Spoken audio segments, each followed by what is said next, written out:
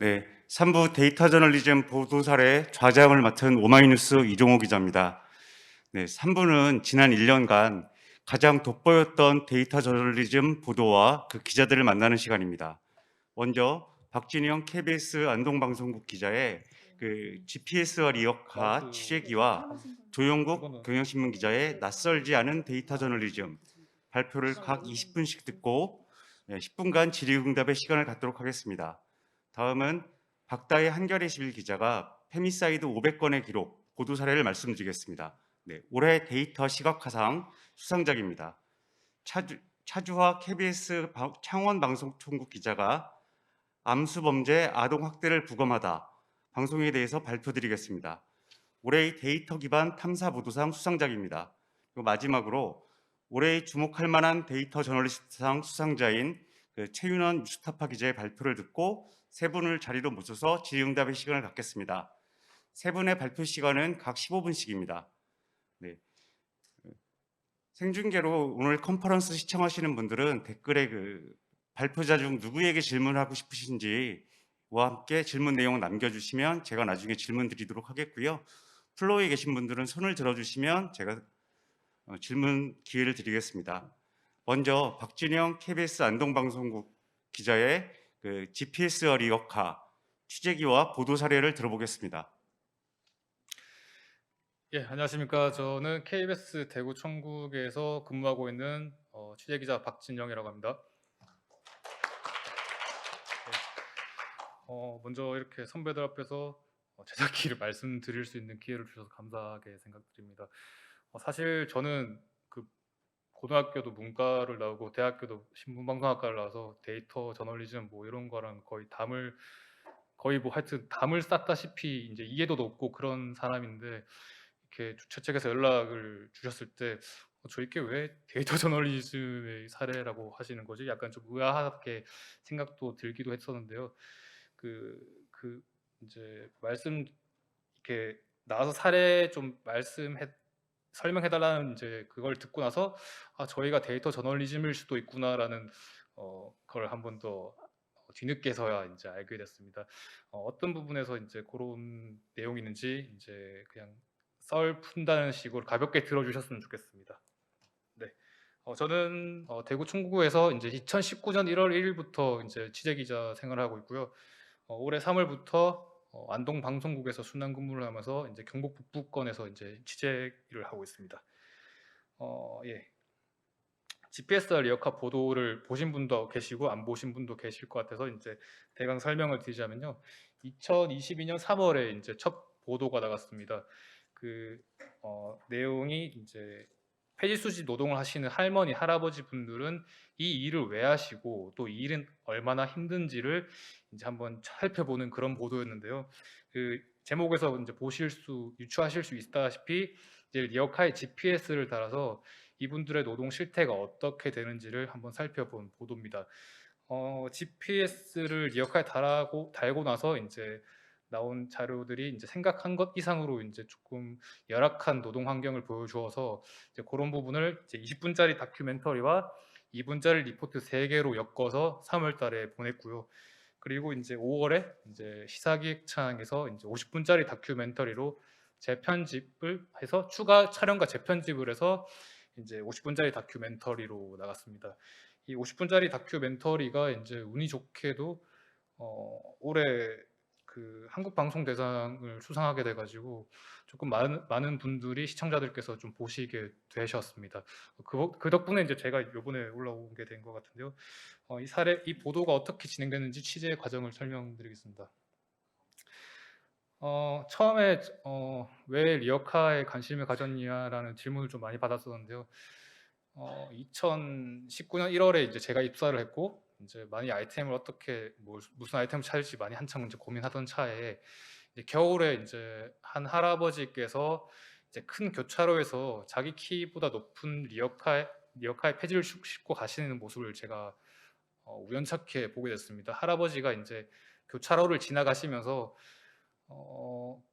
지나가시는데 그 폐지가 되게 높게 쌓여 있어가지고 가다가 이제 다 흘러내렸거든요. 횡단보도에. 그래서 신호가 바뀌면서 할아버지가 이제 그 헐레벌떡 그 폐지를 주우시고 또 차들은 빵빵거리는 모습을 보면서 도대체 왜 한국의 가난한 노인들은 폐지를 주울까? 그리고 이 폐지 얼마나 많이 주울까? 이런 점이 문득 궁금해졌고요. 그리고 이 일이 그냥 언뜻 봐도 힘들어 보이긴 하는데 도대체 얼마나 힘들까라는 점이 궁금했습니다. 그리고 이 일은 이제 도로에 떨어진 이제 폐지를 줍기 때문에 사회적 가치가 있긴 있을 것인데 그 가치가 얼마나 될까라는 점이 좀 궁금해졌었습니다. 그래서 이제 폐지 수집 노동에 대해서 이게 사실은 노동이라고 생각하지 않는 분들도 많은 상황이었는데 이 폐지 수집에 대해서 좀 깊이 있는 보도를 하고 싶다는 생각이 들었고 또 좀 다른 보도를 하고 싶다는 생각이 들었습니다. 그런 이제 요 궁금증이 든 때 제가 이제 뭐 여러 가지 포털이나 검색을 해 보니까 기존에 나왔던 보도들은 이제 한파에 아니면 폭염에 할아버지 할머니 폐지 줍는 게 힘들다라고 이제 힘든 상황을 이제 스케치하는 게 거의 대부분이었더라고요. 그래서 이거 말고 좀 더 깊이 있는 보도를 하고 싶다. 궁금증을 좀 해소하고 싶다라는 해소하는 보도를 좀 하고 싶다라는 생각을 했는데 아무리 생각해도 제가 이걸 어떻게 취재를 해야 될지 도저히 감이 안 잡히더라고요. 그래서 이제 3년 정도 그렇게 폐지 수집 취재를 하고 싶다는 생각만 하고 있던 상황이었습니다. 예. 그러다가 우연히 저기 대구의 한 구청에서 보도 자료를 하나 냈었는데 할아버지들 할머니들한테 이제 한 봉사단체와 구청이 새로운 리어카를 주면서 이 리어카 이제 가벼우니까 할아버지 할머니들 겨울에 폐지 더 많이 주우세요라고 이제 미담 자료로 이제 보낸 보도 자료가 있더라고요. 그래서 도대체 이 사람들 뭐 하는 사람들이길래 이렇게 그 가난한 노인분들 이제 도와드릴 생각을 안 하고 폐지 더 많이 주우라고 할 수가 있지? 이 폐지 수집 노동에 대해서 이제는 진짜 좀 취재를 해봐야겠다라는 생각이 들었고 그게 지난해 11월 딱 요때였습니다. 그래서 폐지 수집에 대해서 이제 취재를 할 생각이었고요. 그래서 어떤 내용들이 이제 이 노동에 관련된 연구들이 있을까 한번 찾아봤습니다. 기자들이 이제 사전 취재를 이제 해야 되니까 했는데 뭐 구글 같은 데다가 이제 그동안 나온 보고서 같은 걸 찾아봤는데 정부 기관에서 나온 보도 데이터가 하나도 없었습니다. 그러니까 그 산하 기관들 다 살펴봐도 폐지 수집 정부 기관 자체의 이제 폐지 수집 노동 실태 보고서는 나오지 않았고요. 그리고 이제 민간 연구기관에서도 몇 건 있긴 있었는데 뭐 관악구라든지 아니면 뭐 대전시라든지 이제 지자체별로 몇 개가 있었습니다. 그리고 그 연구 내용도 이제 할아버지 할머니들에게 이 폐지 수집 얼마나 힘드세요? 얼마나 많이 하세요? 뭐 얼마나 걸으시나요? 뭐 이런 식으로 구두로 묻는 식이더라고요. 그래서 그 궁금증을 해결할 수 있는 그런 취재를 해보자. 그래서 데이터가 없으면 우리가 아예 만들어 보자라는 결론에 이르게 되었습니다. 그래서 이거를 저희가 이제 그 데스크한테 폐지 수집 노동에 대해서 취재를 하고 싶은데 좀 하게 해달라라고 하니까 하지 말라고 하더라고요. 왜냐하면 노인 이야기는 사람들이 싫어하고 가난한 이야기도 사람들이 싫어하는데 그 노인이랑 가난한 얘기를 다 섞으면 어떻게 누가 보겠냐라고 하시더라고요. 그래서 이제 좀 새로운 거, 진짜 새로운 거 아니면은 못하게 할 거다, 하지 말라고 하셔서 그러면 찾아야겠다 해서 찾은 게 GPS였습니다. GPS는 이제 그 시간과 장소가 데이터로 찍히기 때문에 그 노동의 이제 실태를 정확하게 보여줄 수 있다는 생각이 들었고요. 사실 이때까지는 다른 곳에서는 이제 007 영화를 보고 GPS를 떠올렸다고 얘기를 했는데 사실은 저기 사랑과 전쟁을 보고 떠올렸습니다. 사랑과 전쟁 보면 이제 그 외도하는 남편 트렁크에다가 GPS 넣고 이런 게 있지 않습니까? 그래서 저기 GPS 트렁크에 넣어가지고 외도하는 장소 이제 찾듯이 저도 이제 리어카에 이제 GPS 달면은 그 현장을 좀 찾아볼 수 있겠다 그렇게 생각했었는데 그래서 폐지 수집 노동의 실태를 정확하게 알 수 있을 것이라고 기대했습니다. 저게 이제 저희가 사용했던 GPS고요. 저 GPS가 사실은 제가 이제 조금 잘 모르고 시작했던 게 그 사랑과 전쟁에 나오는 GPS는 한 대에 보통 한 100만 원씩 하더라고요. 저희가 이제 팀을 이제 만들고 나서 기획팀을 만들고 나서 이제 예산을 받아 놓은 게 아니고 갑자기 만들어진 팀이라서 예산을 한 1,500만 원 정도밖에 확보를 못했습니다. 근데 GPS를 10대 사버리면은 예산이 거의 이제 쓸만한 게 없기 때문에 GPS를 구하는데 조금 시간이 걸렸습니다. 처음에는 이제 좀 비싼 거는 안 돼서 싼 걸 위주로 찾아보니까 그 반려동물들 이제 유기 되지 말라고 그 반려동물용 GPS가 있던데 그거는 가격은 싼데 좌표가 30분에 한 번씩 찍히더라고요. 그거는 이제 노동 실태를 알 수가 없으니까 그 GPS 업체에 물어서 이제 프로토타입으로 하나 만들어 놓은 게 있는데 그건 1분마다 좌표가 찍히고 가격도 조금 싸다. 그래도 예산이 조금 저희가 생각했던 것보다 오버돼서 저희가 이제 KBS 기자인데 이런 취지로 좀 보도를 하려고 한다. 좀 리스 안 되겠냐라고 사정을 해가지고 이제 업체에서 에이 그래 거지도 않고 그냥 가져가라 해가지고 리스를 되게 싸게 했습니다. 저게 이제 GPS인데 목에다 리어카에 직접 채워 드리진 않았고 목에다가 이제 목걸이 형태로 해가지고 저게 1분에 한 번씩 좌표가 찍혔고요. 이게 이제 실제 지도 데이터거든요. 여기 빨간색에 이제 번호가 뭐 253, 254, 256 뭐 이렇게 있는데 저희 분입니다. 253분지 이랬다, 254분지 이랬다. 그리고 저걸 하나 점을 찍으면 저렇게 이제 주소와 좌표와 이제 시간이 나옵니다. 이 지도는 이제 이 할아버지께서 이날 590분을 일을 하신 거고요. 그러니까 할아버지가 이제 식사를 하시거나 집에서 쉬실 때는 좌표가 안 움직이면 그게 이제 꺼져서 분이 안 찍힙니다. 그래서 이제 실제 이제 노동 시간이고요. 이 할아버지는 이제 2021년 12월 30일에 23시 59분에 이제 일을 끝내신 겁니다. 그 자정까지 일을 하신 건데요. 이 할아버지는 오전에 새벽 5시에 일을 해서 이제 밤 12시까지 일을 하신 거거든요. 그래서 이렇게 GPS 데이터 지도가 총 10분의 노인분들을 섭외를 해서 6일씩 해서 총 60개의 지도 데이터가 저희한테 들어왔습니다. 사실 저희가 이제 GPS 데이터 이제 수집하기 전에 당연히 예상할 수 있었던 내용들은 긴 노동 시간이 나올 것이고 또 취약 시간에 일할 것은 당연히 나올 것이라고 생각했는데요. 3번, 4번, 5번은 이제 저희가 이 데이터를 받아보고 나서 분석을 하고 나서 이제 더 드러나게 된 내용들입니다. 예를 들면은 거기 거래하는 고물상에서 이 폐지값을 10원, 20원이라도 더 잘 쳐주는 곳에 가려고 이제 시간이 더 오래 걸리는 더 먼 곳으로 가는 이제 행위들이 보였고요. 한 4분 정도에서. 그래서 이제 이 대가가 노동 대가가 얼마나 부실하면은 그 10원 때문에 막 10km를 지하철을 타고 간다든지 그런 일을 하실까 그런 게 나왔고 또 식사를 제때 못 하신다는 데이터도 들어왔습니다. 이게 이제 253, 254 이렇게 좌표가 찍히는데 저희가 식사 시간이 보통 점심, 저녁 이렇게 있지 않습니까? 그러면 11시 반부터 한 1시까지는 1시 사이에 이제 식사를 하셔야 되는데 할아버지들, 할머니들이 대부분 12시에도 일하시고 12시 반에도 일하시고 1시에도 일하시고 계속 이제 쉬지 않고 식사 시간에 쉬지 않고 일을 하시는 경향이 보였습니다. 그 시간에도 일을 하셔야지 남들 이제 놀 때 더 많은 폐지를 줍는다 그런 말씀하시더라고요. 그래서 이제 지도 데이터를 통해서야 저희가 이제 그런 열악한 식사 끼니를 이제 취하시는 모습을 봤고 이 GPS 데이터를 보니까 거의 다 이제 골목을 다니십니다. 큰 길로도 다니시는데 골목 위주로 많이 다니시는 걸 이제 저희가 확인을 했고요. 그래서 이제 그런 골목들은 보통 차량과 인도가 구분되어 있지 않은 이제 도로이기 때문에 굉장히 이제 길거리 노동자들이 할머니 할아버지들이 그러니까 교통사고에 취약한 환경에서 굉장히 위험하게 일을 하신다라는 이제 분석을 할 수 있게 되었습니다. 그리고 이제 노동 시간 데이터가 드러나니까 가능했던 작업이 노동 시급이 계산이 된 거였습니다. 저희가 이제 배터리를 매일매일 갈아 드렸는데 이제 그 배터리가 그러니까 GPS가 좀 싼 대신에 저희가 배터리를 매일 갈아 드려야 됐거든요. 그래서 매일 갈아 드리러 가면서 할아버지 오늘 저기 고물상에서 얼마 정도 받으셨어요라고 해서 하루에 받은 이제 폐지 값을 다 체크를 했습니다.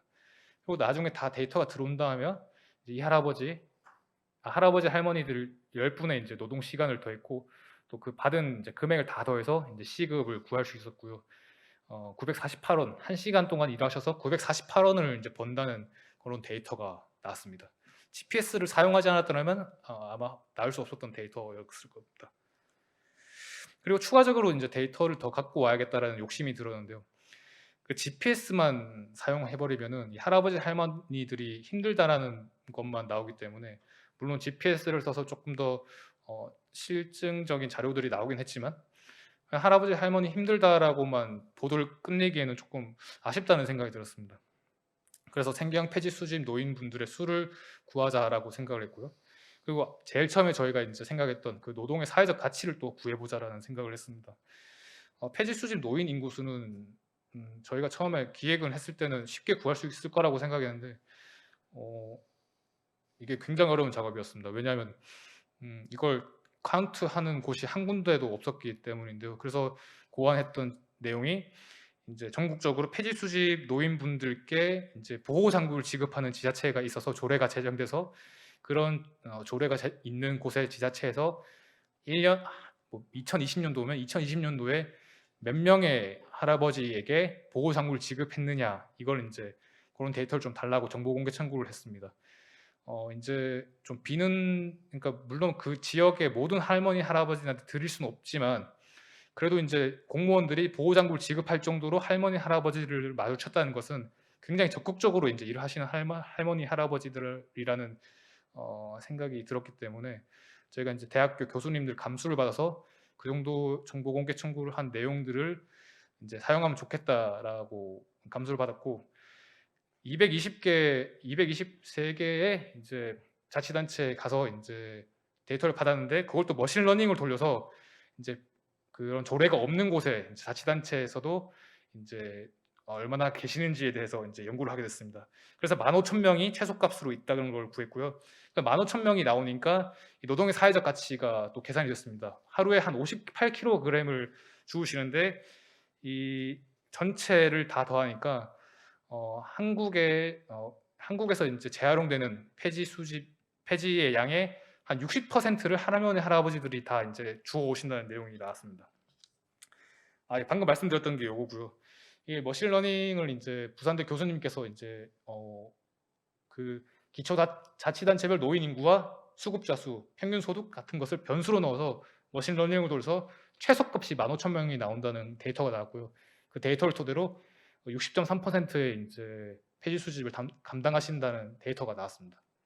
이게 굉장히 이제 처음 나온 자료라서 이제 연구진들도 굉장히 고무적으로 생각을 했고요. 그리고 또 중요하다고 생각했던 것 중에 하나가 데이터의 시각화였습니다. 저희는 이제 신문이 아니고 방송이기 때문에 이 할아버지들 굉장히 힘들게 합니다라고만 할 게 아니고 이걸 시각화로 직관적으로 보여줬어야 된다고 생각을 했는데, 사실은 저희가 이제 2분짜리 리포트만 만들던 사람들이다 보니까 이 시각화를 어떻게 시킬지 되게 고민을 많이 했습니다. 혹시 방송 보신 분들이 있으실지 모르겠는데, 첫 번째는 이제 저희가 할아버지 할머니들 일하시는 거 실제로 드론으로 직부감을 찍은 다음에 지도로 디졸브 해서 빨갛게 이제 선이 나오는 그런, 우리가 지금 GPS로 어떤 일을 하고 있다라는 걸 보여주는 이제 그 시각화였고요. 두 번째 거는 이제 그 노동 특성별로 이제 GPS 데이터가 어떻게 나왔다는 걸 설명하는 자료입니다. 저거를 이제 구현하는데 별거 아니라고 전 생각했는데 실제로 해보니까 두 개 구현하는데 한 2주 정도 걸리더라고요. CG 업체와 이제 좀 여러 가지 생각을 하고, 그리고 보도 유통 전략을 조금 더 고민했었는데 저희가 이제 최대 목적이 이 보도는 무조건 많이 봐야 된다였습니다. 왜냐하면 저희가 고생을 너무 많이 해가지고 그래서 이제 어떻게 하면 많이 보여드릴 수 있을까라고 생각했을 때 제일 처음에는 2분짜리 리포트 4개만 하자였는데 그걸 이제 유튜브용으로 이제 유통시키자 해서 20분짜리 다큐멘터리를 추가를 했고요. 그걸 또 포털에 유통시킬 디지털 기사를 5편 완전 새롭게 제작했습니다. 그 유튜브, 그러니까 TV로만 나가는 게 아니고 유튜브용으로 완전 새롭게 제작하고 또 디지털 기사도 완전히 새롭게 이제 약간 내러티브도 가미한 그런 보도를 했고요. 그러니까 TV는 중장년층에게, 유튜브는 조금 젊은 세대에게, 디지털은 좀 더 많은 이제 범위의 이제 사람들에게 노출시키자라고 해서 저희가 이제 예상한 것보다 조금 더 많은 분들이 보셨습니다. 대구경북 TV로 시청률이 8% 정도 나고 시사기획청에 방송을 2번 정도 했는데 200만 명이 카운트 됐다고 들었습니다. 유튜브는 생각보다 좀 소비가 안 되는데 10만에, 디지털 기사가 50만 회 정도 나왔습니다. 사회적 변화와 성과는 아직까지 뭐 크게 있지는 않지만 시민사회 관심이 높아졌고 이 데이터가 나왔기 때문에 연구원들이 실제로 이제 그 데이터를 활용해서 보고서를 이제 정부 차원에서 실제 처음으로 이제 발간했습니다. 현재 이제 보건복지부가 실태 조사를 들어갔다고 얘기를 들었고요. 입법 논의가 이제 의원실에서 진행되고 있습니다. 저희는 이제 이 데이터를 토대로 이 법안 마련될 때까지 후속 보도를 이어갈 계획입니다. 저희 나름 결론 얻은 게 있는데, 첫 번째가 지루한 소재를 좀 재밌게 활용하자였습니다. GPS를 활용하니까 사람들이 좀 관심을 가지게 됐고요. 그 장치와 도구를 좀 활용하는 게 좋다. 두 번째는 기자가 전문가와 협업해서 데이터를 직접 만드는 것도 좋다는 생각이 들었습니다. 그러면 기사의 단독성도 있고 전문성도 있고, 그리고 세 번째는 채널을 다양하게 활용하자. 예, 저는 여기까지 하겠습니다. 예, 감사합니다. 예, GPS와 리어카 보도는 폐지 수집에 종사하는 그 어르신들을 시혜적으로만 바라봤던 기존 보도와는 달리 GPS를 이용하고 과학적으로 접근해서 데이터 저널리즘의 본질을 실증적으로 증명해냈다는 평가를 받았습니다. 네, 다음은 조형국 경향신문 데이터 저널리즘 팀 기자가 낯설지 않은 데이터 저널리즘을 발표해 주시겠습니다. 네, 안녕하세요. 저 경향신문 데이터 저널리즘 팀 다이브에서 근무하고 있는 조형국 기자입니다. 반갑습니다. 저희 팀은 일단 이 데이터를 기반으로 취재와 보도를 하고 있고 또 인터랙티브 뉴스를 제작하기도 합니다. 팀장 포함 4명의 인원이서 근무를 하고 있고요. 취재를 하고 기사를 쓰는 사람, 코딩으로 데이터 분석을 하는 사람, 그리고 시각화를 담당하고 독자들께 가장 효과적으로 저희 결과물을 전달하는 방법을 고민하는 사람들로 구성되어 있습니다.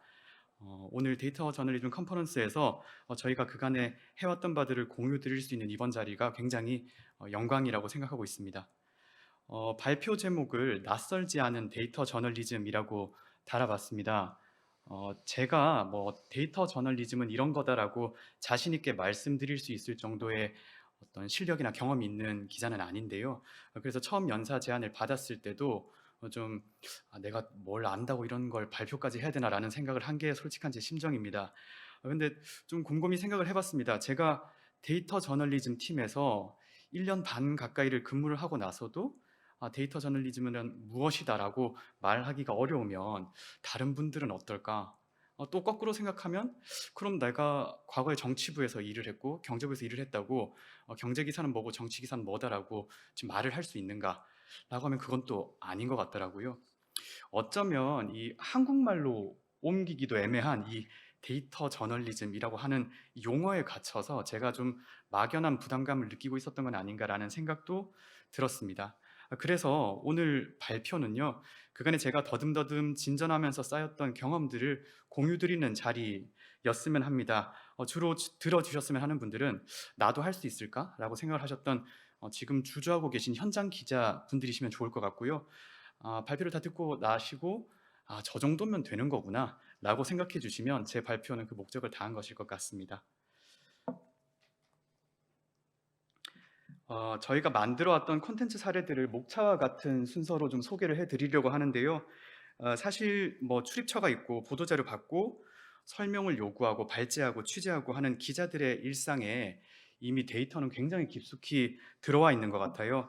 오늘 컨퍼런스에서 호평을 받는 많은 다른 언론사들의 기사들도 마찬가지겠지만 또 동시에 저희가 매일같이 생산하는 데일리한 기사들에서도 이미 데이터는 곳곳에 담겨 있습니다. 그게 이제 첫 번째 낯설지 않은 데이터에서 설명드려보고 싶은 내용이고요. 제한된 시간인 만큼 좀 짧게 빠르게 진행을 하겠습니다. 먼저 두 가지의 사례를 소개를 해드리려고 합니다. 먼저 이태원 참사와 관련된 보도인데요. 관련 내용을 소개드리기에 앞서서 이번 참사 희생자분들과 유가족분들께 애도와 위로의 말씀을 전합니다. 데이터를 통해서 사건의 실체에 접근하려는 시도 자체는 어쩌면 이미 굉장히 광범위하게 진행 중인 것 같습니다.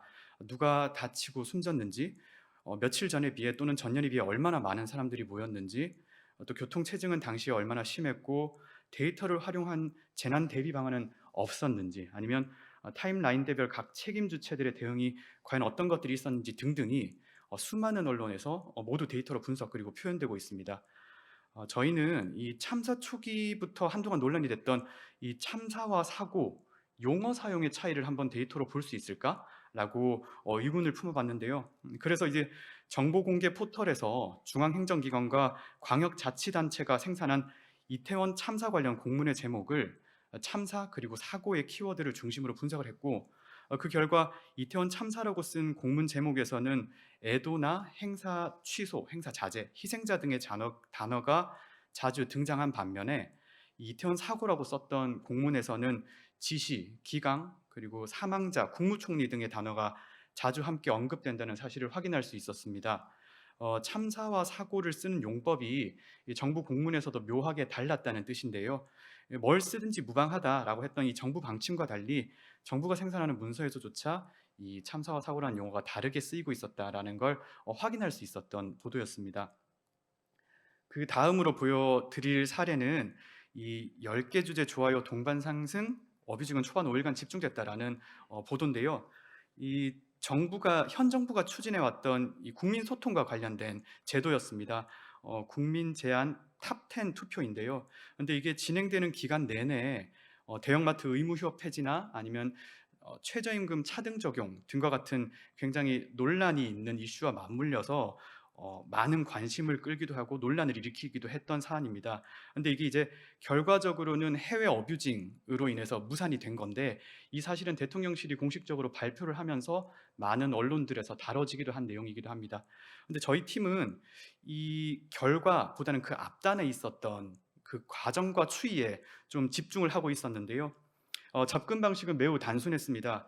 그냥 그 설문 투표가 진행되는 기간 동안 주기적으로 투표 상황을 집계해서 저장하는 방식이었는데요. 보시다시피 이상한 모양의 추세가 확인되었었고요. 심지어 진행 과정 중에는 거꾸로 투표 수가 감소하는 시점도 확인이 됐었습니다. 한밤중에 급증하는 경향도 있었고요.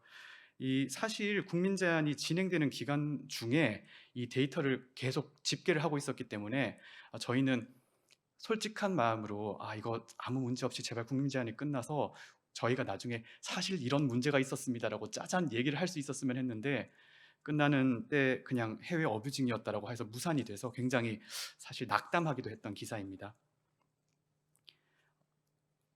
낯설지 않은 데이터 속에 낯선 데이터라는 케이스를 설명드리려고 합니다. 쉽게 말하면 그냥 꺼진 불도 다시 보자, 그럼 쓸 수 있는 거리들이 있다라는 말씀을 드리기 위해서 가지고 왔는데요. 너무 많이 다뤄지고 흔해서 더 이상 이제 새로울 게 없을 것 같은 데이터에서도 이 관점과 초점을 바꿨을 때 전혀 다른 것들이 드러나는 경우가 있더라라는 얘기를 해드리고 싶었습니다. 사실 고위공직자 재산 공개나 업무 추진비, 국회 연구 영역 보고서, 선거 투표율처럼 굉장히 많은 언론들에서 깊이 있게 다뤄주시고 또 주기적으로 업데이트, 변경이 되는 데이터들은 꾸준히 감시를 할 수 있다는 장점도 있어서 굉장히 뭐랄까 약간 좀 의미 있는 데이터들이라고 볼 수 있는데요. 근데 또 한편으로는 이 언론계의 종사자 입장으로서는 누군가가 굉장히 공들여서 이런 데이터셋을 잘 구축해두고 보도를 정말 꼼꼼하게 해두면 우리는 딴 거 해야 되지 않을까라는 생각을 하는 것도 좀 사실입니다. 근데 그간의 그런 제 생각을 어찌 보면 이번 보도에서는 그게 아닐 수도 있겠다라는 경험으로 바뀌었는데요. 그게 이제 이 대통령실 직원 명단과 관련한 보도였습니다. 사실 대통령실 직원 명단을 찾기 위해서 이 관보를 보기 시작한 건 아니었고요. 다른 주제에, 그러니까 공직자들의 병역 사항 그리고 그 자녀들의 병역 사항을 알아보기 위해서 이 데이터를 수집하고 확인하는 과정 중에서 이 이름이 알려지지 않았던 이들의 복무기관이 대통령실, 대통령 비서실인 경우를 확인할 수 있었습니다. 대통령실은 여전히 개인정보 침해나 국익보호 등을 이유로 이 명단 공개를 거부하고 있는데 사실 그 이름들이 관보에 이미 다 나와 있었던 겁니다. 다만 공개된 정보가 이 4급 이상 공무원들을 대상으로 하기 때문에 그 범위가 제한적이라는 한계는 아직 있습니다. 그 세 가지 목차 중에서 마지막 이제 낯설지 않은 데이터 저널리즘에서 이 올해 컨퍼런스 데이터 저널리즘 어워드에서도 좋은 평가를 해주신 저희 헤드라인 속의 땡땡녀, 노처녀가 사라졌다 기획을 좀 중점적으로 소개를 해드리려고 합니다. 앞서 말씀드렸던 기사들의 유형은 저희가 좀 데일리하게 혹은 매일같이 현재 굉장히 화두가 되고 있는 이슈와 맞닿아 있는 기사들에서 아이템들에서 저희가 데이터를 통해서 그걸 좀 접근을 하려고 하는 시도들이 있었다면 이번 노처녀가 사라졌다 헤드라인 속의 땡땡녀 기획 같은 경우는 뭔가 현황과 맞닿아 있다고 보기는 조금 애매한데 그렇다고 완전히 동떨어지지도 않은, 그러니까 저희가 욕심을 내서 한번 만들어 가보고 싶었던 기획이거든요. 그 부분을 좀 설명을 한번 드려보겠습니다. 기사로 쓰기도 했던 내용인데요. 뭐 애둘맘, 애셋맘, 뭐 소두, 개미허리 등등 이 여성을 표현하는 언론의 문제야 뭐 더 말해봐야 입만 아프다 느낄 정도로 이 자리에 계신 많은 분들께서도 공감하는 사안일 것 같습니다. 시민사회 단체 지적도 벌써 수년째 이어지고 있는데요. 뭐 성적 대상화나 외모 평가, 젠더 고정관념 조정이나 성별 갈등 조장, 뭐 땡땡녀, 땡땡맘 등의 표현들이 이게 진짜 문제는 어느 정도 다들 그냥 마치 용인하는 것 같은, 어쩔 수 없지 않냐라고 하는 것 같은 분위기가 이미 만연하게 형성돼 있는 것이 진짜 문제인 것 같아요.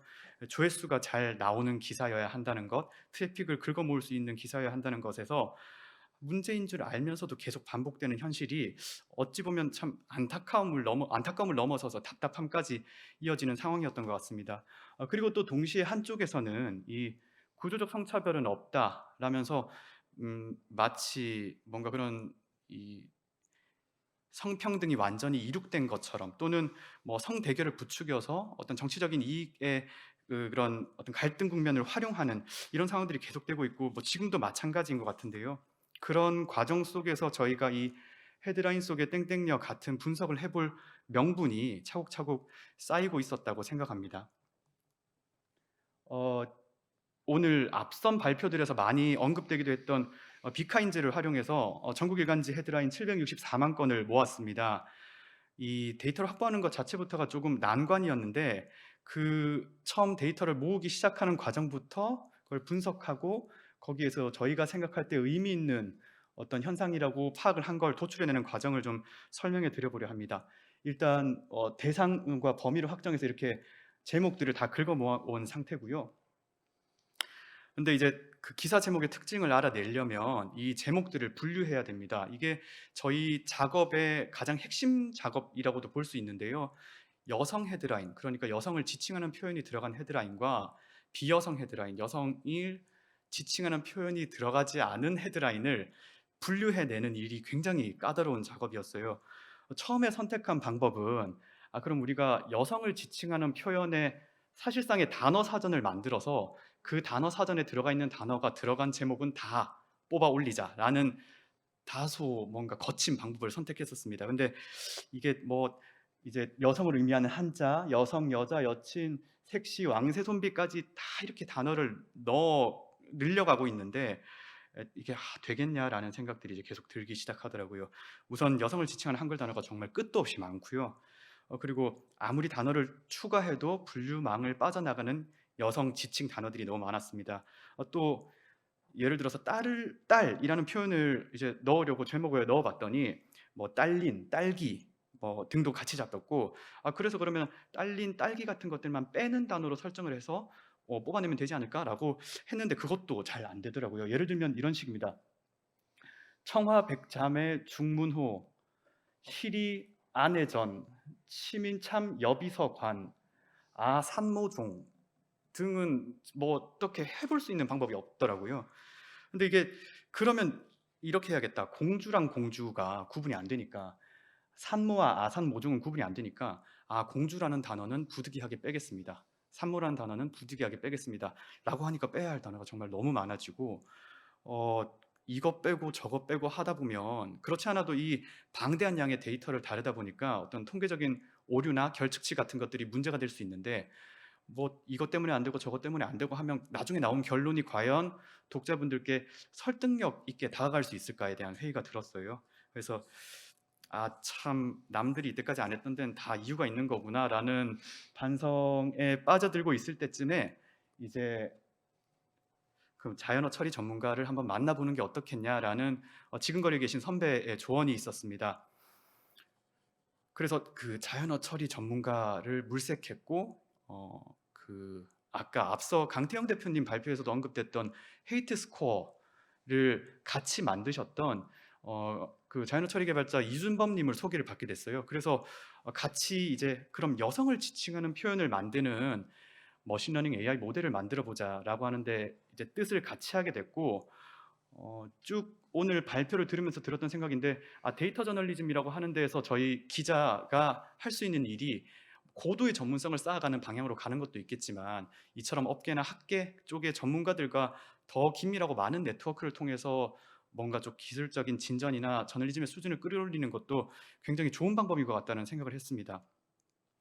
어쨌든 앞서도 언급이 됐던 그 혐오 표현을 잡아내는 헤이트 스코어를 보완하고 업그레이드해서 업그레이드라고도 볼 수 있겠죠. 여성과 비여성 헤드라인을 구분해내는 AI 모델을 만들었고요. 그래서 계속 그거를 학습시키면서 그 AI 모델의 정확도를 높여 나갔어야 했는데 그래서 이렇게 모델을 만들고 난 이후에도 한 9천여 개 정도의 이 모델들에다가 저희가 이제 얘는 여성을 지칭하는 표현이 있는 제목이야, 얘는 여성을 지칭하는 표현이 없는 제목이야를 표시해서 집어넣어서 학습시키고 다시 결과를 받아서 모델을 고도화시키고 라는 작업을 또한 2주, 3주에 걸쳐서 반복을 했던 것 같습니다. 이렇게 이제 학습이 된 결과물들, 공주라는 단어가 들어간 제목들 중에서 yes와 no가 분류가 되는 걸 확인을 하실 수 있는 장면이고요. 그렇게 해서 이제 이 말뭉치를 다 모아놨습니다. 이제 여성 헤드라인, 여성을 지칭하는 표현이 들어간 헤드라인 45만 개를 추출을 해낼 수 있었어요. 근데 이때까지만 해도 벌써 몇 주, 몇 달의 시간이 지났지만 사실 저희가 어떤 기사를 쓰게 될지는 몰랐습니다. 이제 분석을 해봐야 되는 문제였고요. 그래서 이제 여기서부터 어떤 의미를 찾아내기 위한 지난한 분석 작업이 시작이 됐던 것 같습니다. 이렇게 무수히 많은 단어들이 쭉 나열이 되고요. 여기서 이제 유의미한 현상을 찾는 게 이 작업의 핵심인데 타이틀이기도 한 이 노처녀라는 단어가 사라지는 과정을 좀 보여드리는 걸로 설명을 가름하겠습니다. 이렇게 2021년의 단어 리스트와 2011년의 단어 리스트를 세워놓고 봤을 때 2021년의 단어와 11년의 단어들에는 각각 차이가 있는데요. 왜냐하면 11년에는 예전에 썼던 말들이 주로 구성이 되어 있을 거고 21년에는 지금 쓰는 말들이 여성 헤드라인에서 자주 등장하는 단어들이 표현이 되고 있을 겁니다. 그래서 21년을 기준으로 분석을 시작하면 노처녀라는 단어가 사라졌다는 걸 확인할 수 없는데요. 왜냐하면 애초에 단어 리스트 자체에 없기 때문입니다. 그래서 2011년의 단어에서 2021년에 사라진 것들을 이렇게 분석해내기 위해서 이렇게 줄을 세우고 해보면 샵 NA는 이제 21년에 사라졌다는 뜻이거든요. 샵 NA가 뜨는 애들 중에서 의미가 있는 단어로 노처녀를 찾아서 이거는 우리의 숫자 추세가 줄어드는 것도 확실히 보이고요. 의미가 있는 현상일 수 있겠다라는 생각이 들어서 주목을 했던 겁니다. 뭐 재미로 밑에 보면 이제 밑쪽에 노처녀 아래로 있는 쪽에는 이제 2011년에 비해서 21년에 많이 늘어난 여성 헤드라인에 등장하는 단어인데요. 유명 정치인들이나 아는 이름들이 많이 보이실 것 같아요. 이게 그러니까 2011년에 비해 2021년에 여성을 지칭하는 표현과 붙어 있는 키워드로 많이 언급됐다는 얘기입니다. 예를 들면 부인이라든지 김태현 같은 경우는 새 모녀 살인 사건과 연결돼 있고요. 탈레반은 이제 그 아프간에서 여성 인권이 굉장히 침해당하고 있다라는 기사들이랑 많이 묶여 있었기 때문에 2011년에 비해 21년에 많이 등장하는 여성 헤드라인에서 많이 등장하는 단어로 탈레반이 선정이 됐습니다. 그 수집, 정제, 분석 그리고 그 지난한 과정에서 사실 가장 고민이 많았던 건 뭐 분석 과정의 어려움이나 시간이 오래 걸린다는 거나 뭐 노동에 힘든다거나 그런 것들이 아니었고요. 이렇게 써도 되는가에 대한 고민이 사실 가장 힘든 거였던 것 같아요. 한국 언론이 다루는 언론의 모습이야 뭐 거기서 거기 아니겠냐라는 생각을 가지고 접근을 했지만 뭐 그런 노처녀라든지 이런 육감, 베이글 같은 단어의 사용이 변한다는 걸 데이터를 통해 확인을 했는데 그렇다고 해서 이게 마치 우리가 더 이상 이제 제기할 수 있는 문제가 없어진 것처럼 오독이 되는 게 조금 우려스러웠습니다. 노처녀라는 단어가 사라졌다고 혐오가 사라진 거냐? 노처녀는 또 다른 혐오 표현으로 바뀌어서 사용되고 있는 게 아니냐라는 질문에 사실 아닙니다라고 자신 있게 반박하기는 좀 어려웠던 것 같아요. 그럼에도 불구하고 저희는 그 10년여간의 데이터에서 변화가 나타나고 있다는 데 주목을 했고 그 결과 이제 노처녀, 육감, 베이글, 여성의 신체를 묘사할 때 사용되는 표현의 횟수 자체가 굉장히 줄어들고 그 비중이 줄어드는 걸 확인할 수 있었습니다. 여성을 약하거나 감정적인 존재로 묘사하거나 대상화하는 경우도 줄어들고 있었고요. 저희는 이게 지금 단계에서 멈춰서 안 될 중요한 변화라고 생각을 했습니다. 고민 끝에 저희는 이제 그 성차별을 극복하기 위한 그간의 노력들이 헛되지 않았다라는 거를 이 기획 기사를 통해서 언급할 수 있을 거라고 봤고, 이 퇴보는 기억에 남지만 진보는 눈에 잘 띄지 않는다, 그걸 가시화한 좋은 기사인 것 같다라는 독자의 피드백을 받았을 때 저희가 의도했던 바를 굉장히 정확하게 읽어주셔서 감사한 마음을 느끼기도 했었습니다. 이번 기획은 저희에게 데이터로 어떤 기사를 쓸 것인가를 스스로 물었을 때 어떤 종류의 답을 주신 것 같기도 합니다. 처음 기획을 구상하던 단계에서는 이거 뭐 뻔한 결과가 나오지 않겠어? 라는 의견이 있었는데 망설였는데요. 그 결과를 단정 짓지 않고 끝까지 좀 끈기 있게 확인하려고 했던 시도가 이런 저희 어떤 기획 기사의 결론을 찾아낼 수 있었던 원동력이 아니었나 생각합니다. 오늘 제 발표를 마치겠습니다. 감사합니다. 네, 이 발표에서 보셨던 그 노처녀가 사라졌다 기획은 이제 올해의 그 데이터 저널리즘 혁신상 수상작입니다. 그 데이터를 활용한 보도는 모두 많은 전처리 노동을 하게 되는데요. 뭐 경향신문의 보도 역시 정제 과정에서 얼마나 많은 노력이 들었는지를 볼 수 있는 시간이었습니다. 근데 이제 실제로 직접 기사를 보시면 우리가 이만큼 방대한 데이터를 다뤘어라고 자랑하는 기사가 아니고요. 오히려 그런 무게감을 싹 감추고 독자들이 메시지에 집중할 수 있도록 배려한 점이 돋보이는 기사였습니다. 네, 이제 두 분 모시고 질의응답의 시간을 가질 텐데요. 네, 질문 있으신 분은 손을 들어 주십시오. 네, 그럼 생각하실 동안 제가 먼저 박진영 기자께 아주 가볍고 물어보고 싶었던 것 한번 여쭤보겠습니다. 네, 그래서 GPS를 구하는데 많은 노력을 기울이셨는데 그래서 실제로 나간 비용은 얼마나 드셨나요? 그 리스를 했는데 60만 원밖에 안 들었습니다. 예. 예. 그 정도면 뭐 웬만한 데는 도전만 해볼 만하죠. 네. 네. 그리고 인원이 부족한 뭐 어느 회사나 다 인원이 부족하지만 지역 천국에서 특히 이렇게 장기간의 기획을 빼기가 쉽지 않았는데 그 회사에서 좀 문제는 없으셨나요? 사실 그 저기 3월 달에 안동 방송국으로 순환을 가게 됐는데 그 순환 근무 가기 전에 한 달 정도는 약간 좀 해이해지는 그런 시기라고 하더라고요, 선배들이. 그래서 그 해이해질 바에는 제가 좀 기획 하나 할 테니까 좀 하게 해달라고 계속 선배들한테 좀 설득을 드렸고요.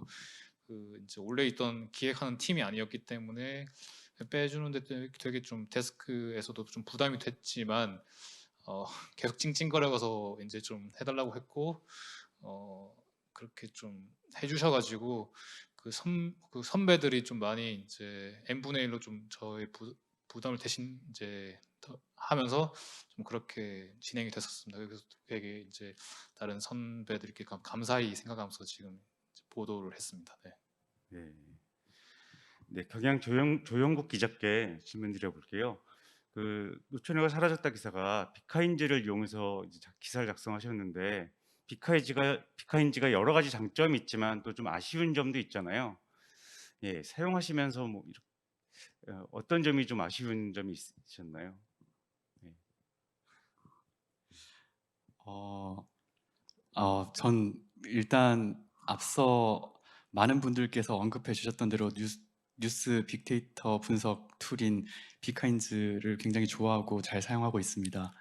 근데 한 가지 이번에 작업을 하면서 좀 힘들었던 부분들은, 그러니까 일단 제약이 있는 것, 저희가 그러니까 뭔가 크롤링이라는 기법을 사실 사용할 수 있기 때문에 접근이 가능했던 거지, 그게 아니고서는 그냥 제가 현장의 기자였다면 한 번에 2만 건씩밖에 다운로드가 되지 않는 이 비카인즈 서비스의 한계 때문에 저희 같은 방식으로 데이터를 분석하기 위해서는 거의 뭐 수백 번 가까이의 체크와 다운로드를 눌러야 되는 그런 좀 아쉬움이 있었고요. 그리고 사이트 속도가 조금만 더 빨라졌으면 하는 욕심도 있습니다. 그렇지만 정말 존경합니다. 네. 예. 비카인지가 여러 장점도 있지만 사실 네, 그런 아쉬운 점은 좀 개선이 돼서 기자들이 더 빨리 편하게 좀 보도할 수 있었으면 좋겠습니다. 네, 질문. 네. 네, 저는 유성애라고 하고요. 어, 발표를 너무 인상 깊게 잘 들었습니다. 근데 저희가 데이터 저널리즘이라고 하면 방법론이나 어떤 좀 어렵게 생각하는 경우가 많은데 오늘 설명하시는 것들을 들으면 어디에 집중하고 뭐에서 시작하는가가 되게 중요하다는 생각이 들어서 그런 거에서도 저는 되게 인사이트를 많이 받았어요. 그래서 두 분께서 이제 어떤 식으로 했다는 거에 좀 집중하셨는데 기획 취지라던가 어디서부터 왜 여기에 집중했을까? 왜 이거를 보려고 하셨을까? 이 내용을 조금 들어보면 좋을 것 같아서 여쭤보고 싶었습니다.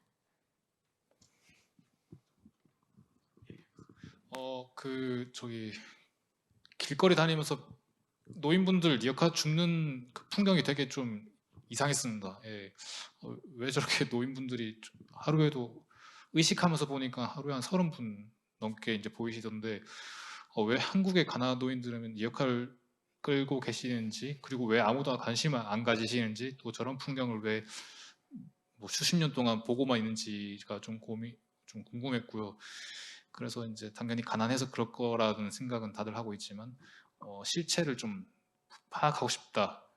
그런 생각이 그러니까 호기심도 있었고요. 또 할아버지 할머니들에 대한 저분들이 왜 저렇게 이제 힘들게 사셔야 되는지에 대한 좀 그런 안타까움 같은 게 취재를 계속 이끌게 된 원동력이었던 것 같습니다. 네.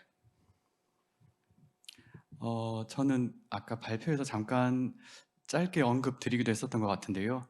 일단 제 개인적으로는 물론 팀 차원에서 이루어진 판단이나 결정은 아니지만 저는 올해 초부터 이야기가 됐던 여성가족부 폐지가 이 기획에 도전하게 되는데 가장 어찌 보면 시발점이 됐던 이벤트였던 것 같아요. 그러니까 사실 임금이나 뭐 근속이나 뭐 등등 여러 가지 조건들에서 남녀의 어떤 차별이 사라지고 있다, 혹은 과거보다 더 좋아지고 있다라고 얘기하는 건 숫자로 너무 쉬운 일이 됐지만 사실 진짜 뭔가 성차별 혹은 성평등이 아직 이룩되지 못했다라고 하는 데는 굉장히 그런 어떤 사회 인식이나 문화에 기인하는 어떤 한계들도 분명히 있는 것 같거든요. 근데 이 헤드라인 분석을 통해서는 그런 어떤 문화적인 혹은 사회적인 인식의 변화가 아직 더디고 잘 이루어지지 않았다라고 하는 것을 한번 좀 정확하게 데이터를 가지고 한번 짚어내보고 싶었습니다. 그게 시작점이었던 것 같아요. 네. 또 질문하실 분. 네. 저 뒤에 마이크 좀. 네, 안녕하세요. 저는 정다운이라고 하고요. 발표 너무 감명 깊게 잘 들었습니다. 어, 앞서 기획 의도에 대해서 이제 잘 들을 수 있었는데요. 하지만 이제 국내 이제 저널리스트들의 환경을 고려했을 때 이 데이터 저널리즘 굉장히 이제 저희가 나아가야 할 방향 중에 하나라고 좀 제시가 되고 있지만 많은 시간과 비용 그리고 노력 등이 좀 투자될 수밖에 없고 이것들에 대한 이런 대형 프로젝트를 이끌어가는데 많은 어려움이 있을 거라고 생각됩니다. 충분히 좋은 기획 의도를 가지고 있으나 기획 의도 그리고 어떤 내가 세운 가설 등을 이제 충분히 검증하고 좀 테스트할 필요가 있을 거라고 생각하고 그에 따라서 이제 프로젝트를 잘 마무리하였을 거라고 좀 생각이 드는데요. 각자 이제 어떠한 가설들을 이제 세우셨는지는 이해가 됐지만 그 가설을 어떻게 검증하고 프로젝트로서 이제 이끌어 가도 될 것인지에 대해서 확신이 든 순간이 있다면 어떤 것인지 궁금합니다. 예. GPS 처음에 데스크한테 말했을 때 이게 뭐지? 뭐 이런 놈이 다 있지? 약간 이런 저기 반응을 보이셨거든요. 그래서 설명을 막 드리면서 이거는 데이터 할 때 나오면 재밌을 거다라고 했는데 이 데이터 돌리면서도 GPS 돌리면서도 사실은 되게 불안하고 좀 걱정이 많이 됐습니다. 왜냐하면은 저희가 원하는 식의 데이터가 안 나올까 봐서요. 근데 이제 그 첫날 이제 12월 30일에 GPS를 딱 할아버지가 켜서 이제 데이터를 딱 봤는데 새벽 3시에 일하시는 게 뜨더라고요. 그래서 이건 됐다. 새벽 3시에 일하시는 거를 사람들한테 알려드리면 이거는 좀 심각하게 받아들이실 거다라고 생각을 했고 그날 이제 할아버지가 한 18시간을 일하시는 게 GPS로 지켰는데 저희가 생각하는 거 이상으로 이제 노동이 열악한 게 이제 실증이 이렇게 됐구나라는 것을 보면서 GPS를 활용하기 잘했다는 그날 생각이 첫날부터 들었던 기억이 납니다. 뭔가 좀 확신 없이 일단 다량의 뭔가 준비 작업을 해야 되는 일들이기 때문에 이 데이터 저널리즘이라고 하는 데서 느끼는 부담은 늘 클 수밖에 없는 것 같고요. 그래서 이번에도 사실 뭔가 뾰족한 얘기될 만한 한 줄로 표현될 만한 리드를 쓸 수 있는 게 없었으면 이렇게까지 재밌게 일을 못했을 것 같기도 해요. 근데 당연히 제 개인적인 경험으로는 이건 얘기 되겠다라고 했던 거는 저희 제목이기도 했던 노처녀라는 키워드의 추이를 확인했을 때였던 것 같습니다.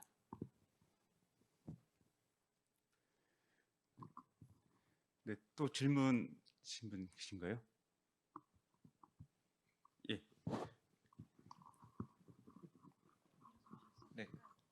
안녕하세요. 저는 최영준이라고 합니다. 한 가지 박진영 기자님께 여쭤보고 싶은 게 그 GPS 데이터가 어떤 식으로 그 기록이 되고 그걸 시각화하실 때 어떤 방식으로 하셨는지 좀 궁금하더라고요. 이게 예를 들어서 뭐 위도, 경도 이런 게 1분마다 기록이 돼서 그게 엑셀 파일 형태로 그 업로드가 되어지면 뭐 그걸 가지고 지도에서 시각화 구현을 하신 건지 뭐 그런 걸 좀 구체적으로 설명해 주실 수 있을까요? 예, 저희가 이제 GPS 업체에다가 조금 부탁을 드렸었는데요. 그 GPS 10대를 한꺼번에 GPS를 한 주에 한 3대, 4대씩 돌렸습니다. 그래서 이제 하루에 4건씩 GPS 데이터가 들어오는데 그 데이터를 저희가 이제 좀 보기 좋게 쉽게 좀 엑셀 파일로 이제 정리가 되게끔 프로그램을 좀 만들어 달라고 말씀을 드렸거든요. 그래서 아무것도 모르고 이제 쉽게 말씀을 부탁드렸는데 이제 기술적으로 구현이 돼가지고 그 시간별로 그날의 이제 노동 시간이 찍히게끔 그날 뭐 500분을 일했다, 600분을 일했다 이렇게 찍히고 또 이제 장소 같은 경우는 이제 아까 보셨듯이 이제 지도가 이렇게 빨간색 선으로 이제 구현이 됐습니다. 그래서 그걸 저희가 바로 그 지도를 캡처한 걸 바로 방송에 보여드리기는 조금 너무 조악해서 폴라로이드 사진 뜨듯이 이제 저기 지도를 띄우고 빨간색 선을 이제 쫙 그냥 좀 임의로 그걸 정확하게 이제 그을 수는 없어가지고 그냥 우리가 이렇게 지금 했다, 지금 이런 노동 환경이다라는 걸 보여주는 정도의 이제 빨간색 선을 긋고 그냥 크게 정리만 하는 식으로 구현했고요. 굉장히 짧은 시간에 시청자들한테 직관적으로 보여드려야 되기 때문에 그런 식으로 정리를 했었습니다. 네. 네, 두 분 말씀 잘 들었고요. 그 이제 또 다음 발표 순서가 있어서 오늘 질의응답은 여기서 정리하도록 하겠습니다. 두 분 수고하셨습니다.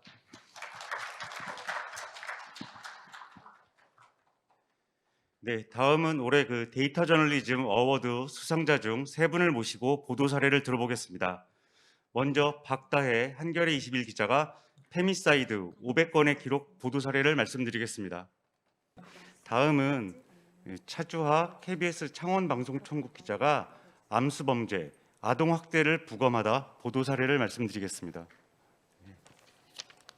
네, 안녕하십니까. KBS 창원 취재기자 차주하라고 합니다. 저희 팀은 이 암수범죄 아동학대를 부검하다라는 다큐멘터리와 방송 연속 기사 그리고 디지털 기사, 인터랙티브 기사 또 이 데이터가 아까워서 아카이브화한 자료까지 공개하는 작업을 했는데요. 저희 KBS 창원의 취재기자 저와 이형관, 윤경재 기자 그리고 지승환 촬영 기자 그리고 저희가 또 데이터 팀으로는 저희 KBS 공영미디어연구소의 그 정한진 데이터 전문가와 그리고 저희 외부의 그 인터랙티브 페이지를 맡아주신 유원선 대표님과 그리고 저희 편집 감독 그리고 저희 CG 감독님까지 협업한 결과물이고요. 취재를 지난 한 4개월 정도에 걸쳐서 했던 작업물입니다. 그래서 이 프로그램에 대해서 사실 못 보신 분들도 많을 것 같아서 먼저 좀 소개를 드리고 시작을 하려고 하는데요. 암수범죄 아동학대를 부검하다라는 사실 저희 타이틀은 저희의 지난 4개월간의 그 취재 결과를 좀 함축하는 의미라고 생각해서 만든 타이틀이지만 사실 언뜻 들었을 때 이게 어떤 의미인지 잘 모르겠다라고 하시는 분들도 있습니다. 암수범죄라는 단어 자체가 친숙하지 않으니까요. 그래서 저희의 어떤 보도를 좀 압축한 한 편의 뉴스가 있어서 먼저 간단하게 조금만 보시고 내용을 설명드리도록 하겠습니다. 영화가 나오면서 이 단어 들어보신 분들 많을 겁니다. 암수 범죄, 실제 일어났지만 세상에는 알려지지 않은 범죄를 말하는데요. 가까운 사람에 의해서 아무도 모르게 일어나는 아동학대가 대표적이라고 할 수 있습니다. KBS 취재진이 최근 2년 동안의 아동학대 사건 판결문을 전수 분석했는데요. 2,300명 넘는 아이들이 피해를 입는 동안 비극을 막지는 못했습니다. 이형관 기자가 취재했습니다. 경남의 한 무용학원에서 무용수를 꿈꿨던 10대 소녀들. 2013년 10월 맏언니였던 보라가 숨진 채 발견됐습니다. 이 범죄의 사인은 5년 뒤에서야 익명의 신고로 밝혀졌습니다. 학원 원장 A씨가 수년간 아이들을 학대했던 겁니다. 뭐 아킬레스를 끊니 뭐니 숨 못 쉬게 만든다 뭐 이런 식으로 얘기를 했었거든요. 갑자기 탁 찔러가지고. 수사 결과 보라는 숨지기 직전 원장 A씨에게 물고문을 당한 사실이 드러났습니다. 전형적인 암수 범죄였습니다. 은밀하게 이루어지고 또 피해 아동이 나이가 어리거나 아니면 가해자로부터 억압을 당하거나 이런 상황에서 피해를 사실을 정확하게 외부에 알리기 어렵기 때문에 2019년 2월 숨진 채 응급실에 도착한 소망이의 죽음 역시 묻힐 뻔했습니다. 외상은 없었지만 너무 왜소한 것을 이상하게 여긴 의사는 학대를 의심해 경찰에 신고했고 친모의 방임 사실이 드러났습니다. 취재진은 최근 2년간 아동학대 사건 1심 판결문 1,400여 건을 전수 분석했습니다. 피해 아동 2,367명, 가해자 1,406명, 가해자 상당수는 가족이나 교사 등 보호자였고 범행 장소도 대부분 주거지였습니다. 알아채기 힘든 아동학대 암수성이 곳곳에서 드러났습니다. 감춰져 있고 지속적이고 그리고 아주 심각한 경우에만 발견되는 경우들이 많거든요. 그러니까 이 어린 연령대에서 죽어서 많이 발견되는 거죠. 아니면 다쳐서 발견되거나. 네, 뉴스는 여기까지 보도록 하고요. 저희가 전달했던 저희가 취재했던 물에 간단한 미리 보기 같은 요약본이고 조금 쉽게 전달할 수 있을 것 같아서 잠시 소개를 했습니다.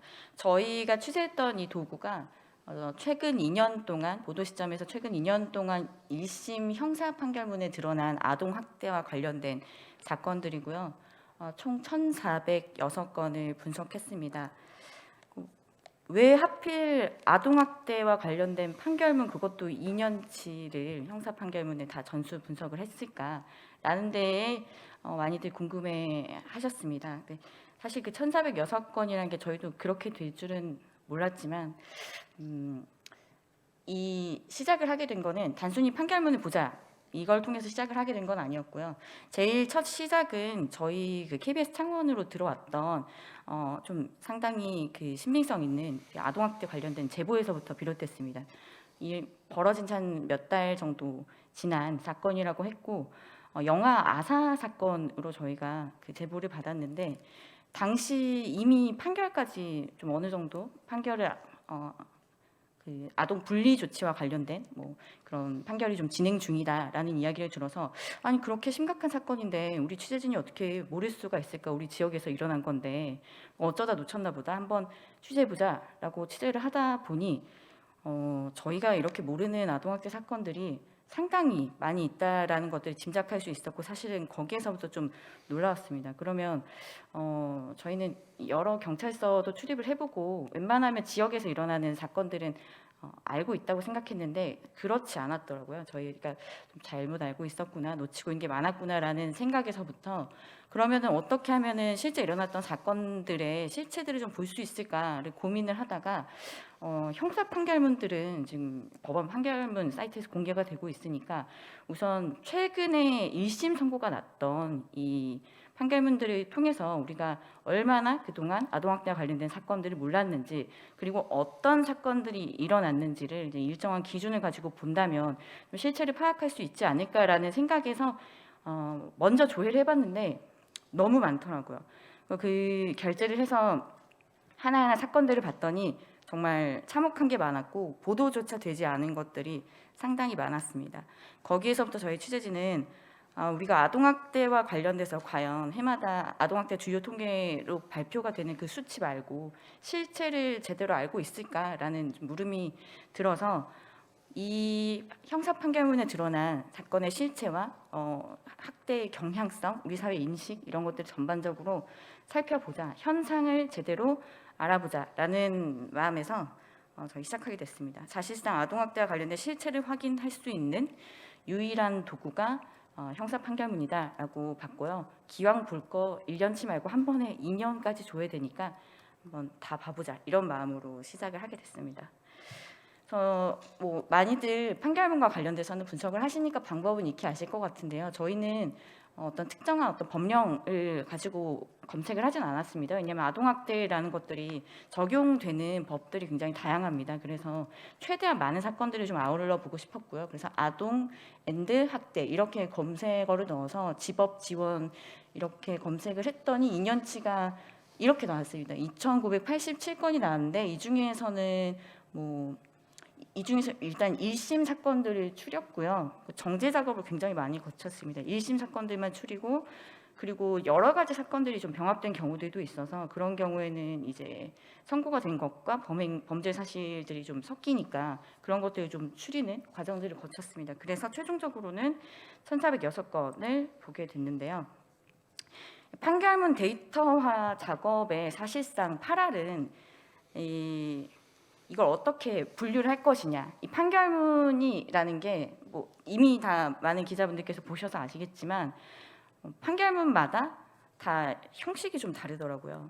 굉장히 간단하게 쓰여져 있는 것도 있고 정말 보고서 형태처럼 정말 길게 쓰여져 있는 것도 있고요. 이거를 저희가 뭐 어떤 기계화 작업을 통해서 자동화할 수가 없는 그런 작업들이었습니다. 그래서 일일이 저희가 모든 데이터를 읽을 수밖에 없었고 짧은 거는 한 서너 페이지, 긴 거는 7, 80페이지까지도 되더라고요.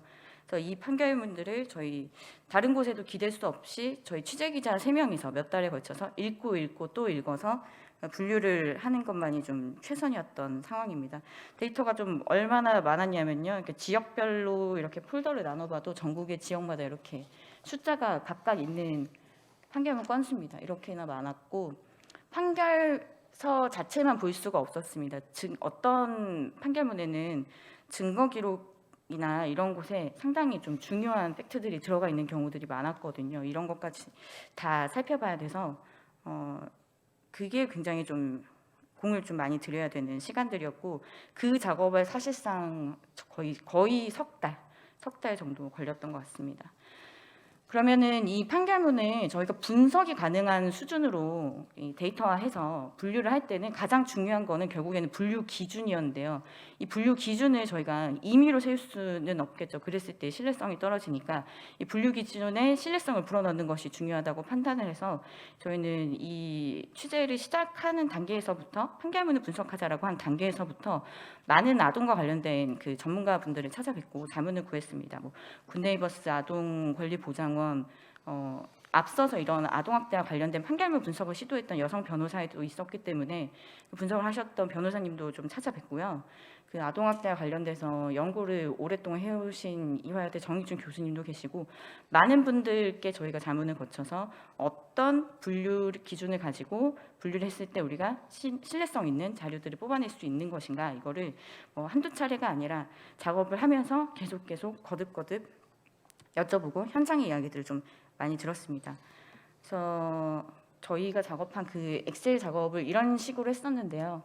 이제 보시면은 저희가 총 1,406건까지 분류했다는 거를 알 수가 있고요.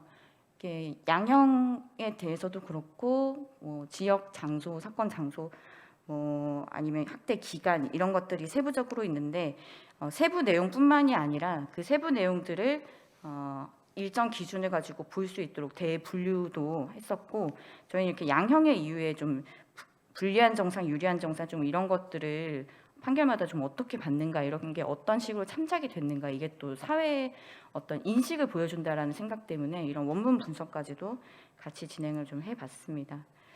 그래서 소분류라는 거는 좀 세부적 구체적으로 실제 분류했던 내용들인 거고요.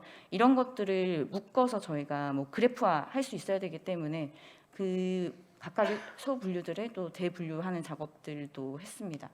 그래서 대략 이런 식으로 봤고,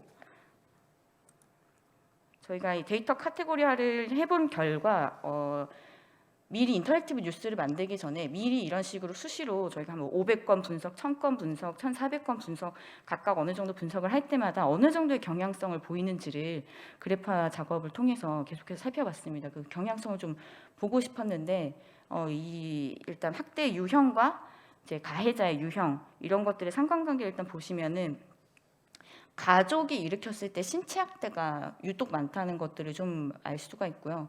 가족이 아닌 경우 제3자 이런 사람이 일으켰을 때는 좀 성학대 비율이 좀 상당히 높은 이런 부분들이 나타났습니다. 가족이 일으켰을 때 신체 학대가 많다라는 거는 가족이 그만큼 많이 때린다라기보다 그만큼 피해가 컸을 때 드러나는 경향이 있다라는 의미가 있다고 생각을 했고요. 실제로 학대 장소와 피해자들의 어떤 피해 정도와 관련해서 분류를 해봤을 때도 비슷한 상황이 발생했습니다. 이게 맨 위에 있는 것들이 그러니까 전체적인 경향인데 전체적으로 주거지에서 발생하는 비율이 한 절반 정도 학대가 발생한다 치면은 아이가 숨졌던 경우로 좁혀보면은 아이가 숨지는 경우는 대체로 대부분이 다 주거지에서 발생한 걸 알 수가 있습니다. 그만큼 가정에서 학대가 일어나면 개입하기도 쉽지가 않지만 발견하기도 어렵고 가장 큰 피해가 발생했을 때에야 발견되는 경우들이 많은데 이런 것에서부터 추론할 수 있는 거는 숨져도 발견되지 않는 경우가 있을 것이다. 이런 것들을 알 수가 있습니다. 그래서 실제로 저희가 오늘도 그 관련 기사가 떴지만 아이가 숨지고 나서도 한 2년이 지나서 발견되는 그런 학대 사건들이 계속해서 보도가 된다는 것들을 알 수가 있었고요. 학대와 유형과 실제 양형을 비교를 해 보더라도 성학대 같은 경우 요즘에 인지가 상당히 좀 민감도가 높아졌는데 성학대가 일어났을 경우에는 실형을 받는 경우들이 많습니다. 근데 성학대를 빼고 나머지 다른 유형의 학대들과 양형을 비교해 보면은 집행유예 비율이 압도적으로 좀 높다는 것들을 볼 수가 있고요. 저 집행유예 안에는 아이들이 사망한 경우도 있습니다. 자지마비 같은 중상해, 돌이킬 수 없는 중상해를 입은 경우들도 마찬가지로 있습니다. 네, 대체로 그럴 경우에 저희가 양형의 이유까지도 같이 분석을 해봤는데 남은 가족을 부양해야 돼서 아이를 잃은 이 부모의 심정도 참담할 것이기 때문에 다른 가족이 선처를 원해서 이런 것들이 많이 작용을 했다는 걸 알 수가 있었고요. 저희는 학대 도구라든지 학대 이유 이런 것도 마찬가지로 분석했습니다. 이제 학대가 얼마나 인식이 낮게 일어나는지 이런 것들을 보고 싶었는데 가해자들이 주장하는 어떤 학대 이유들을 살펴보면은 이런 식으로 이제 아이의 어떤 당연한 행동과 관련된 것들입니다. 얼마나 사소한지를 알 수가 있습니다. 밥을 안 먹어서 숙제를 안 해서 수업에 집중하지 않아서 대체로 이런 이유들이고요. 그래서 실제 저희가 분석을 이렇게 데이터로 했을 때도 학대와 관련해서는 실제 아이의 어떤 일탈적인 행동과 관련된 건 한 3.5%밖에 되지 않는다. 이런 것들을 알 수 있어서 저희의 결론은 역시 아동학대는 암수 범죄였다. 잘 숨겨진다. 피해가 크더라도 잘 드러나지 않는다라는 것들을 발견을 할 수가 있었습니다. 이 판결이라는 것들은 결국엔 드러난 사건인데 드러난 사건 중에서도 앞서 저희 뉴스 보셨지만 정말 참담한 그런 사건들이 제대로 보도된 사건이 아니었습니다. 저희 취재를 통해서 처음으로 제대로 진상을 드러낸 사건들이었고 그렇다면 드러나지 않은 사건들은 얼마나 많을까 이런 걸 알 수 있었고 통계상으로도 중상해나 사망에 이르고서야 처음으로 발견된 그런 사건들이 있었습니다. 그래서 학대에 대한 사회적 인식들도 상당히 모호하다. 가정 안에서 일어나는 학대나 아니면 보육기관에서 일어나는 학대 유형이 다르다는 것들은 가족이 저질렀을 때와 제3자가 저질렀을 때 어떤 판단 기준이 다르다라는 것들을 볼 수 있었고 저희는 그런 것들을 다큐멘터리와 디지털 기사 그리고 인터랙티브 뉴스를 통해서 전달을 했고요. 이 데이터들이 좀 아까워서 저희 아동학대 데이터 아카이브를 만들었는데 이런 식으로 유형에 따라서 어떤 방식으로 나오는지 학대 저희가 정제한 이 학대 행위들 어떤지를 좀 많은 분들이 좀 직시하셨으면 하는 마음에서 만들었고 그래프도 이렇게 워드클라우드와 함께 분석할 수 있고 실제 판결의 세부적인 내용들도 껌껌이 볼 수 있도록 공개를 하고 있습니다. 그래서 저희는 이 판결문 데이터 분석이 결국에는 이 감춰져 있는 아동학대 어떤 실상과 사회 인식을 적나라하게 보여준 단순한 데이터 취재에 그치는 게 아니라 우리 사회 현장을 취재한 것이었다라는 것들을 알게 됐고요. 관련돼서도 저희가 KBS 다른 프로그램을 통해서도 저희가 아동학대 관련된 후속 보도를 계속해서 하고 있습니다. 네, 이상입니다. 수고하셨습니다. 예, 흔히 아동학대 보도라고 하면 CCTV를 돌려가면서 기자가 열심히 설명하는 그런 보도를 많이 떠올리실 텐데요. 방금 그 설명 들으신 암수범죄 보도는 판결문을 기반으로 그걸 데이터로 만들고 그걸 또 현장에서 다시 확인해가며 기사를 쓴 사례라고 보실 수 있을 겁니다. 예, 마지막에 보셨을 텐데요. 그 아동학대 데이터 아카이브는 한 번씩 꼭 가보시면 좋을 것 같아요. 그래서 데이터를 제공받아서 기사를 쓸 때도 있지만 데이터를 하나하나 만들어가면서 기사를 쓸 때 그걸 어떻게 공개할까에 대한 고민들을 많이 하게 되는데 아마 교과서적인 그 사이트를 보실 수 있을 것 같습니다. 네, 다음은 그 올해 주목할 만한 데이터 저널리스트상 수상자인 최윤원 뉴스타파 데이터 저널리즘 팀장의 발표를 들으시겠습니다. 네, 세 분 자리로 모시겠습니다.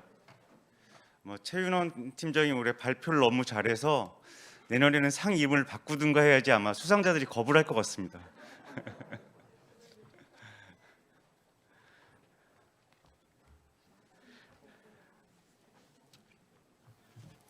예, 원래 그 45분까지 질의응답을 받기로 돼 있었는데요. 그 발표들이 조금씩 지연되면서 지금 43분이라 50분까지 7분간 질의응답하고 쉬는 시간 가졌다가 그다음에 이제 수상식으로 넘어가도록 하겠습니다. 네. 그 질문하실 분 계시면 네 가운데 분. 네.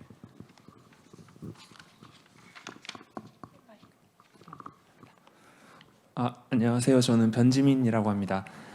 저는 최윤원 팀장님께 좀 여쭤보고 싶은 게 있는데 코로나 기간 거치면서 거의 모든 언론사에서 데이터 저널리스트 또는 데이터 저널리즘 팀에 있던 기자든 개발자든 웹 디자이너든 이런 분들이 인력이 많이 줄었고 외부로 많이 나갔죠.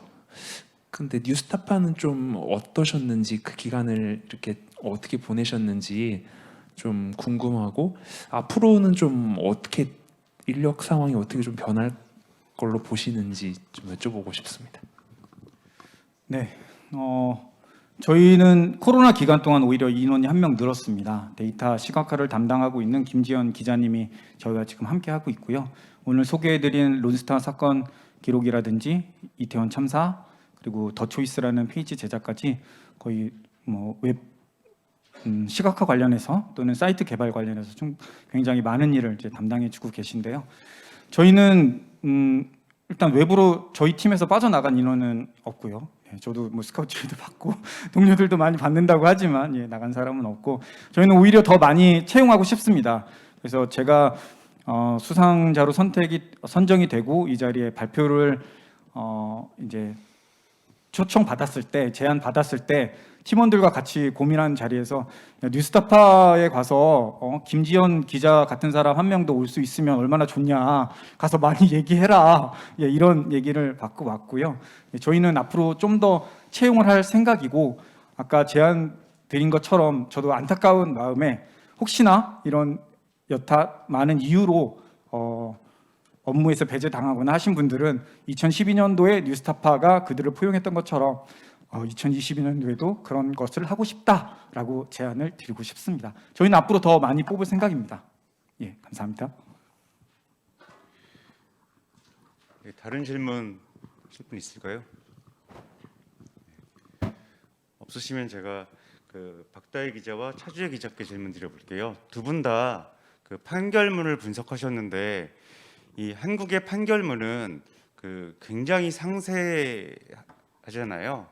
그러니까 이제 폭력 사건이나 살인 사건 같은 경우에 그 과정에서 일어난 욕설, 살해수법 이런 것들이 다 적나라하게 돼 있기 때문에 다른 데이터들은 그냥 읽을 수가 없어서 그걸 수작업을 대해서 힘들다면 판결문 같은 경우엔 이제 그걸 보는 것 자체가 괴로운 일이셨을 텐데 그 두 분의 그 판결문 정제하는 과정들을 조금씩 들려주시면 좋을 것 같습니다.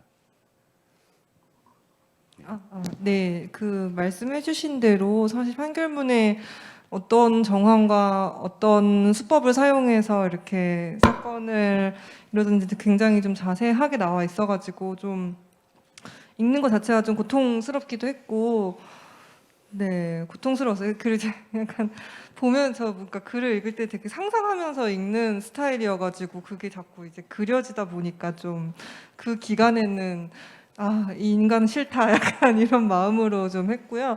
그 사실 그 판결문 읽는 것 자체도 고통스럽긴 했는데 그 취재하는 기간 동안에도 이제 매일매일 어떤 여성 살해 기사가 계속 나오는 거예요. 그래서 그거를 보는 그가 이렇게 노력하고 이렇게 좀 보도를 하려고 하는데도 이게 하루에도 몇 명씩 끊이지 않고 이 사건이 발생하는구나라는 거를 깨닫는 그것도 좀 고통스러웠었던 것 같습니다.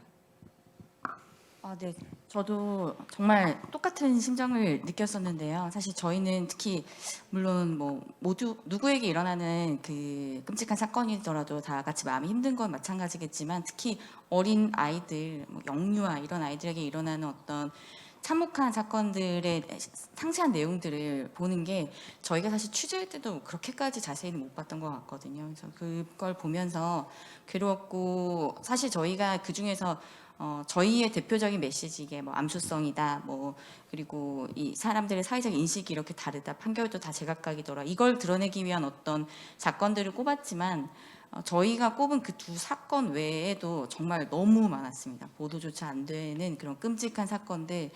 이걸 보도를 하려고 해도 저희가 데이터 이 아카이브와 정제를 할 때도 많은 고민이 들었던 게 이걸 그대로 드러냈을 때 읽을 수가 있을까? 뭐 그런 고민들도 들어서 저희가 정제를 거쳐서 공개 가능한 수준으로 좀 바꾸느라 정말 뭐 10번 이상은 읽었던 것 같은데요. 그래도 익숙해지지 않는 그런 작업이었고요. 근데 그것과 연관돼서 그런지 저희도 취재하는 저희조차 몇 달 동안 이렇게 마음이 힘들고 저희 취재 기자 중에 한 명은 좀 악몽에 시달리는 경우도 있었어요. 아이들의 어떤 사진이나 이런 것도 봐야 되니까. 그러면은 이게 참 시청하는 사람들이 이런 것들을 좀 충격을 받고 이 사회적 인식을 다 같이 바꿨으면 좋겠다 좀 그런 마음이 들긴 했는데 사실 저희의 어떤 예상과 다르게 저희가 작업한 이런 결과물들 좀 다큐로 최대한 많이 보시게끔 했던 것들이 예상보다 좀 시사기획 창의 평균 시청률보다 오히려 낮게 나왔어요.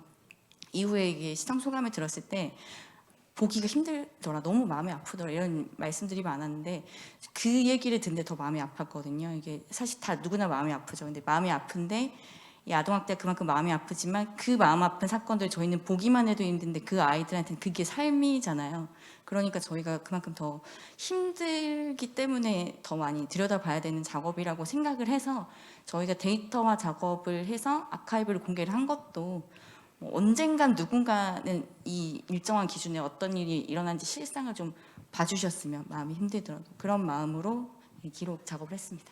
네, 그래서 제가 사전 인터뷰 때 들어보니까 그래서 마음이 너무 아파서 보도는 못 보겠고 그래서 데이터 페이지를 많이 보시는 분들이 많아서 오히려 데이터 관련 페이지들이 호응이 좋았다라고 들었고요. 그 암수범죄 보도는 2월 달이었는데 지금도 후속 보도 계속 하고 계시죠? 네, 마찬가지로 저희가 그 어제까지 후속 보도 기사 출고를 좀 끝마쳤는데요. 저희 이번에 본 거는 1심 형사 판결문 전체잖아요. 2년 동안 어떤 사건들이 있었는지 전체를 봤다면 그 취재를 하면서 저희가 후속으로 알게 된 게 국립과학수사연구원은 숨지는 아이들의 사건 중에 일부를 부검을 하잖아요. 1년에 숨진 아이들이 0세부터 18세까지 한 2,000명이고 그 중에서 한 300명 정도를 수상한 사건이라고 해서 부검을 하거든요. 그 데이터를 전부 다 다시 이제 해외에 있는 영미권에는 학대와 관련된 광의의 기준들이 있습니다. 다시 분석을 했더니 데이터 분석을 했더니 그 중에 한 해마다 170명씩 학대랑 관련돼 죽더라. 부검된 아이들 300여 명 중에서도. 근데 그게 공식 통계로는 해마다 40명이거든요. 많은 수의 아이들이 이제 놓쳐지고 있는 거죠. 그래서 저희가 그런 것들을 또 실제 사건들이 뭐 묻혀졌던 사건들, 뭐 대표적으로는 빌라 3층에서 엄마가 애를 낳자마자 던졌는데 애가 쓰레기 더미에 떨어져서 살았는데 그래서 엽기적인 사건이니까 엄청 많은 언론에 보도가 됐어요. 그렇게 엄마가 집행유예 받은 것까지 엽기적인 일이라고. 근데 이미 그 사건이 있고 한 2달도 안 돼서 애는 죽었더라고요. 근데 아무도 모릅니다. 사건 보도도 안 되고 수사도 제대로 안 됐어요. 그거를 이제 국가수의 어떤 연구를 통해서 밝혀내고 저희가 현장 취재를 통해서 과연 그 기간 동안 아이들에게 어떤 일이 있었나 이런 걸 통해 좀 아동 사망 전수조사 제도 좀 이런 게 필요하다 이런 것들을 나타내는 후속 보도를 하고 있습니다. 네, 그 세 분께 더 여쭤보고 싶은 것도 많고 재미있는 얘기 들을 것이 많은데 그 얘기들은 좀 이따 수상 소감으로 듣기로 하고요. 여기서 3부 마무리하겠습니다. 예, 긴 시간 듣느라 고생하셨습니다. 수고하셨습니다.